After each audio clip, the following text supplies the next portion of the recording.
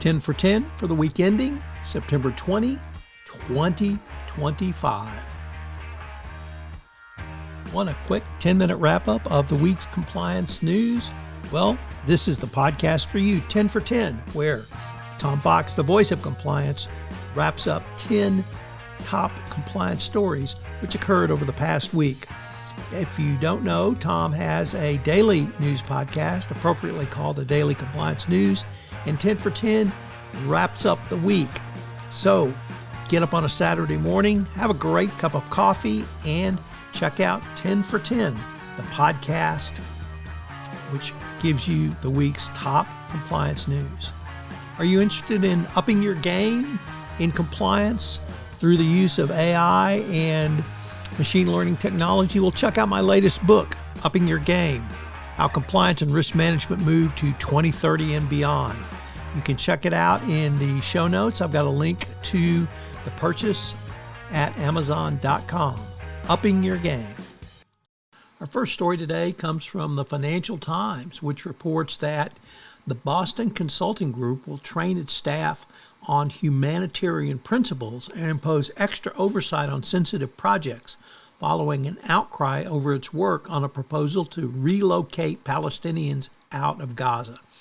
The consulting firm has drawn up new policies for future humanitarian work, marking the first changes since it revealed that its staff had helped set up an Israeli-backed effort to get Palestinians out of Gaza. Next up from NBC News, the U.S. Navy's former second-in-command was sentenced to 6 years for a bribery plot. The retired four-star U.S. Admiral Robert Burke was sentenced to 6 years this week for his conviction on corruption charges that he agreed to exchange a military contract for a lucrative post-retirement job. A jury convicted him of 4 counts back in May, and he was sentenced to 6 years by the district court judge. The Trump administration continues its evisceration of corporate monitors by, in a report from Bloomberg, that Binance is near a deal to escape its compliance monitor. Yes, Binance, the company that paid $4.3 billion to settle allegations that it, allowed money laundering. Well, the DOJ is going to let them out. And you have to wonder how much they paid the Trump administration to do it, because it's not clear what, if anything, they've done in terms of their increasing their compliance program. So if you ever thought the monitors were dead, you're absolutely correct. In an interesting development, President Trump says companies should stop reporting finances every quarter and go to a semi-annual reporting. I was interested in the commentary on this from publications across the spectrum, from the Wall Street Journal all the way to Matt Kelly, are against this. They want more transparency and more recording. I used to work in a U.S. public corporation, and everything was driven around reporting quarterly results. So from the inside of the corporate world, it seemed to me it skewed what we were doing, but others want more transparency from corporations, and they feel like if we hear from them only every 6 months, it'll be too late, and nefarious conduct or bad news can be hidden for a long, long time. So both sides of that story. And another announcement from Donald Trump, as reported by the Financial Times, he has signaled that the U.S. and China have struck a TikTok deal, and that certain U.S. companies would take over TikTok, and that they would be licensed the algorithm which makes TikTok run. Of course, this is an announcement from the Trump administration, so its relationship to the truth could be very flexible. Nevertheless, it's certainly something that, since TikTok was supposed to be banned from the U.S., maybe it's actually going to come to the fore. Our next story comes to us from the Wall Street Journal that reports that at least one group in the Department of Justice is actually doing their job and that is a report that Uber faces a DOJ suit for alleged violations of the Disability Act. This is against the ride-hailing giant, and the DOJ's complaint filed alleges that Uber and its drivers routinely refuse to serve hundreds of individuals with disabilities and impose surcharges such as cleaning fees for service animal shedding and cancellation fees for riders it had denied service to.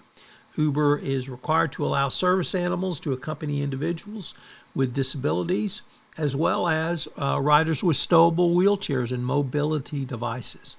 So Uber said in a statement that it regularly reminds drivers of its obligations. And of course, these drivers are independent contractors. So what on earth can Uber do? Next up, the BBC reports that we will have our first AI minister to eliminate corruption, as the government of Albania has announced that it will have a minister for anti-corruption who will be an AI. So will AI replace CCOs?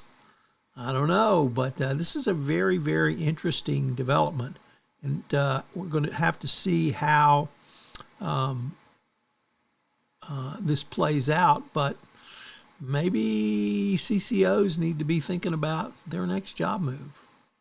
Next up, from Reuters, the FTC is investigating whether Amazon and Alphabet misled investors that placed ads on their websites.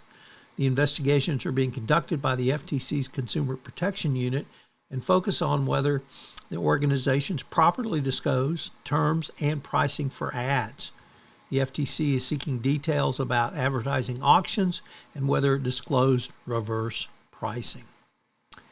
Next up, from the New York Times, Zoom. Remember Zoom? Well, they're still around, and the CEO of Zoom says that he can help make your meetings better. Although the big stock surge for Zoom, which occurred during the pandemic, has receded and the stock is down 80% from its peak, workers are still using Zoom. And when you say, let's Zoom, I think everyone knows what it is. And he's trying to get people to shift their perception of Zoom, although it is difficult to do so because everyone thinks of Zoom as video conferencing, as the brand was so strong. But he's trying to get people to think of it in different ways and use it perhaps even in different ways, particularly with its AI functions and the way that you can use it for data analysis going forward. And our final story this week comes to us from Reuters. There's a massive corruption scandal going on in the Philippines, which started a few weeks ago when it was reported that over 70% of monies dedicated to flood control and flood relief have disappeared due to bribery and corruption. Well, this past week, the president of the Philippines, Ferdinand Marcos Jr., said no one will be exempt from an independent investigation into alleged anomalies in infrastructure projects, as he vowed to rebuild public trust over the corruption going on in the Philippines. He has appointed a former Supreme Court justice to head a newly formed commission and would tackle all wrongdoers, no matter who they are. Can you imagine if something like that was started in the United States, how far and deep it would go? But with the corruption so endemic in the Philippines, perhaps actual washing of this would be a good thing going forward. I hope you have a great weekend, and we look forward to visiting with you next week on 10 for 10, the only wrap-up of top compliance stories from the week. Thank you for listening. This is Tom Fox again. 10 for 10 is a special production of the Compliance Podcast Network. I'd also urge you to check out the Daily Compliance News, which posts every